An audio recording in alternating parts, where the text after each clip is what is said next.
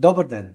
Идвам Добър ден. отново да задавам въпроси, този път за изключително популярния метод блефаропластика. Какво представлява блефаропластиката? Какви видове има? И може ли да ни обясните с човешки думи каква е тази процедура? С напредването на възрастта, по принцип, кожата загубва еластичността си. И в това число и клепачите. Разбира се, имаме и генетичното предразположение за това.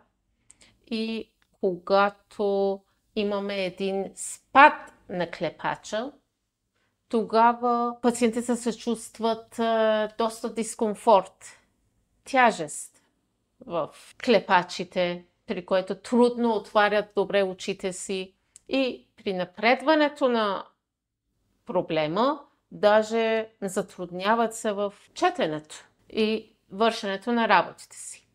По принцип, блефаропластика наричаме, когато махаме тази излишната кожа. Когато имаме още в млади години един лек спад на клепач, ние можем да го коригираме даже с ботокс. Начинът, чрез който слагаме ботокса, може малко това да се коригира. Но с напредването на възрастта или при тези хора, които са генетично, както ви казах, в още по-млада възраст това се получава, просто не остава нищо друго да прибягваме към процедури. Най-честото популярната е оперативната блефаропластика, която и до днес не можем да го отричаме, особено при хора, които са месести клепачите. Но при тези, които само имаме спад на кожа, излишна кожа, която пада върху очите, много добре вече можем неоперативно, чрез лазерната блефаропластика да ги коригираме. То е 3 процедури веднъж в месеца.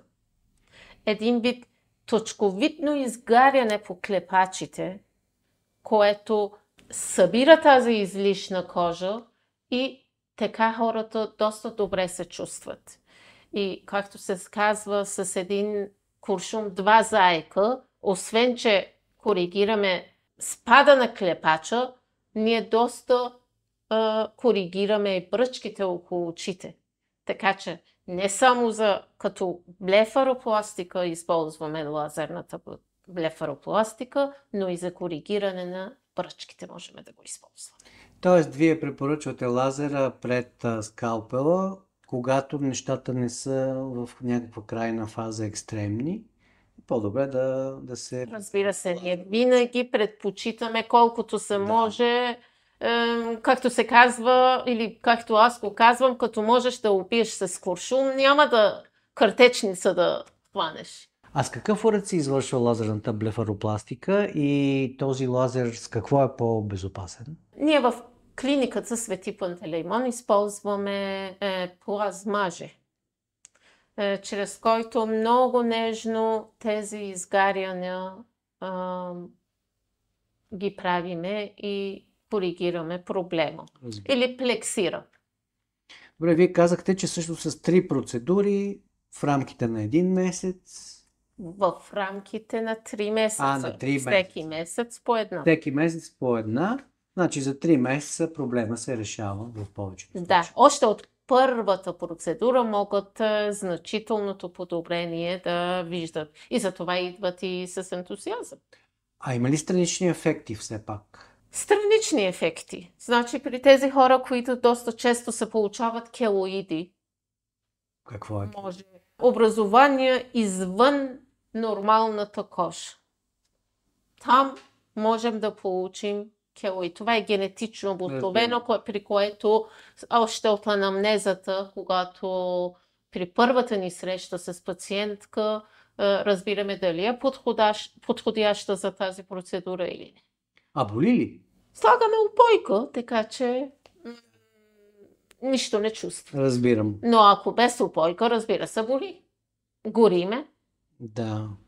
А възстановяването след самата процедура в рамките... Клепачите много бързо се възстановяват в рамките на една седмица. Да. А колко тайни са резултатите в крайна сметка, ако ги сравняваме с резултатите от хирургията? Има ли разлика? Сега, процеса на стареенето ние не можем да прекратиме. Нали? Да. Това влиза в съвсем натуралното и обикновеното стареене. Лазерната процедура е равностойна на хирургическата, просто има по-малко странични ефекти. Да. Благодаря ви. Това бяха въпросите за блефаропластика. И аз ви благодаря.